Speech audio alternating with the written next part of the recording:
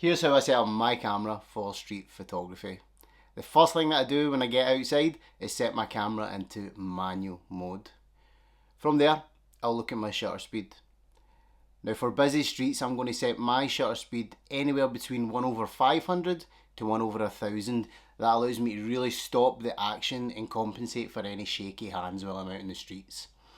The next thing that I'll do is set my aperture.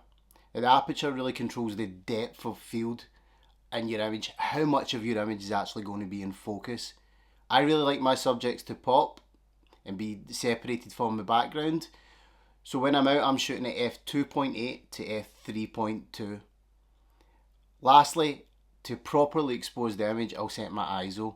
And typically I want to keep my ISO as low as possible.